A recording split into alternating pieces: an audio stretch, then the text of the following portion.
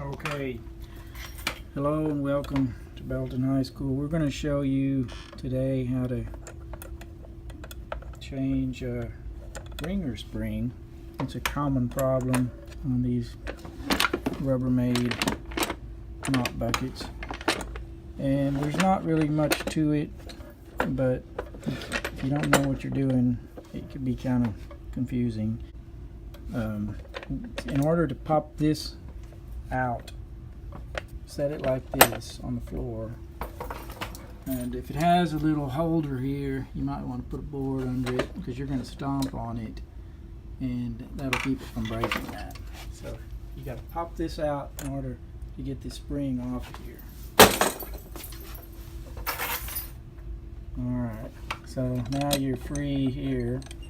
I'm going to try to do this with one hand. You got a problem right here.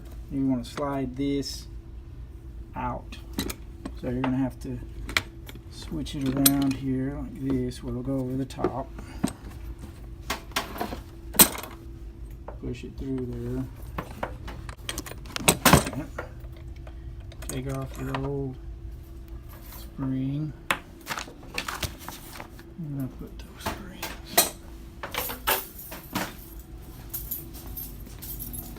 Well, I lost it.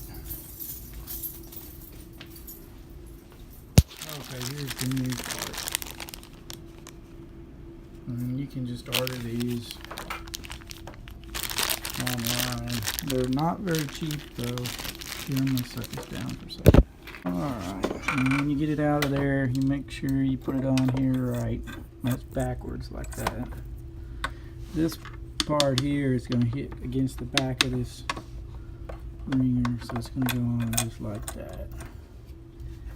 Alright, now we'll try to put it back on the end. There it goes. And now you just have to pop this rod back in there. And again, you're going to use your foot on this. Line it up.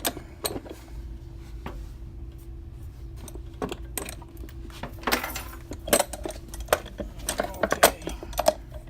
I'm going to set the phone down. Now I got it in the position. Make sure everything's lined up. See how those two things go on each side of that little rib. Just like that. And then that rod is there, and then it's going to pop back in to the slots. In order to do that, we're going to keep it together, turn it over, and this will handle, keep it from going all the way. And you're just going to put your foot in here, pop it back in, and that's it. Now you're ready to go.